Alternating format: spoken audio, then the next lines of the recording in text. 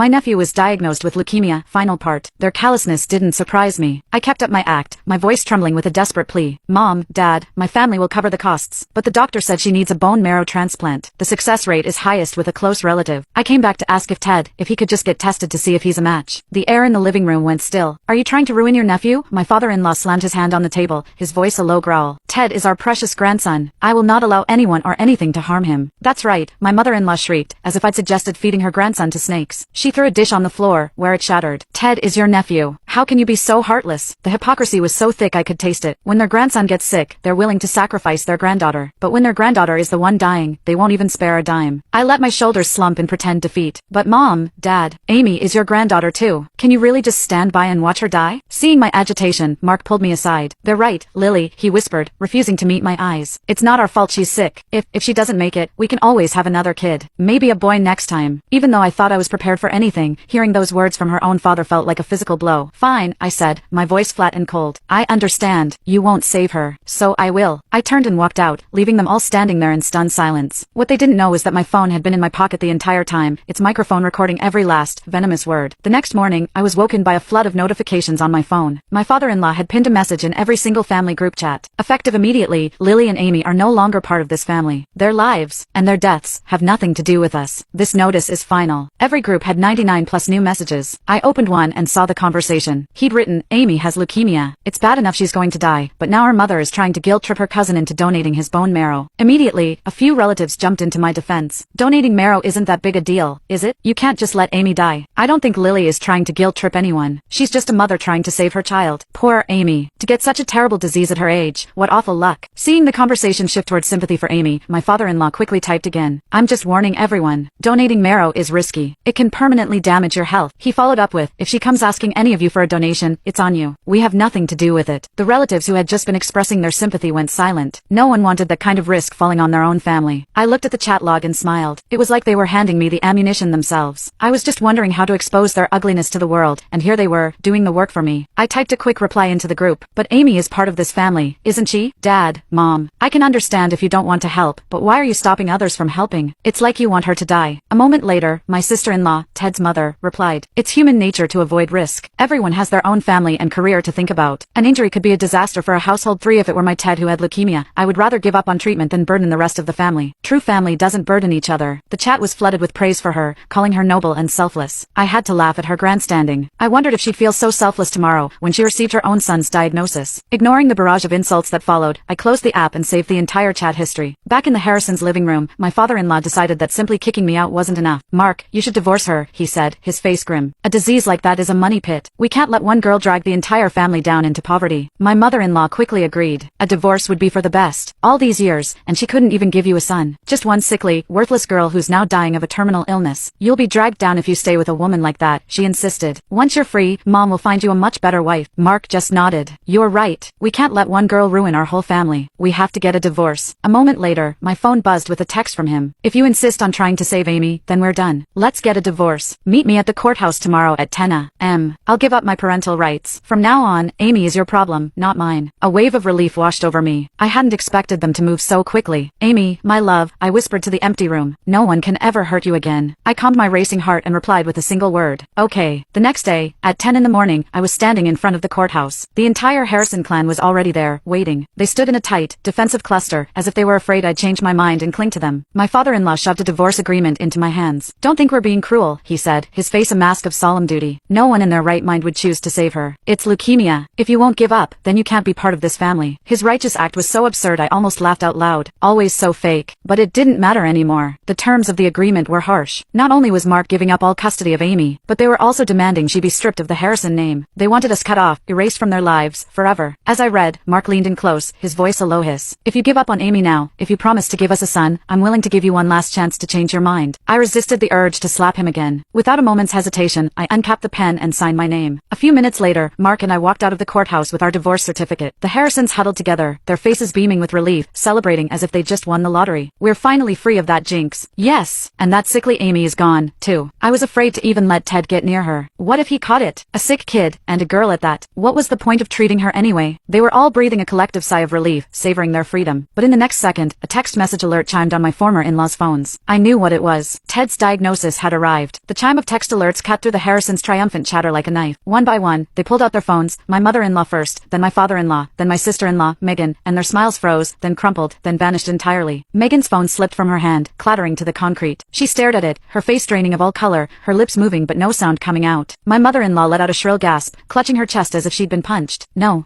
this can't be, she whispered, her voice trembling so violently I could barely hear her. My father-in-law's jaw tightened, his face turning a deep, angry red. He looked up from his phone, his eyes locking onto mine, and I saw the moment he realized this wasn't a coincidence. I'd known. I'd planned this. Mark, still holding our fresh divorce certificate, glanced over at their chaos and pulled out his own phone. His brow furrowed as he read the message. Then he looked at me, confusion giving way to horror. Ted has leukemia, he blurted out, the words echoing in the quiet courthouse square. The Harrisons descended on him like a pack of wolves. How could this happen? Megan shrieked, grabbing Mark's arm, her nails digging into his skin. You were supposed to keep us safe. You were supposed to get rid of that jinx. She cut herself off, her eyes darting to me, venomous and wild. It's her fault. It's Lily's fault. She cursed us. I stood there, calm as a still lake, watching their world crumble. The divorce papers in my hand felt light, a weight lifted rather than a loss. Cursed you?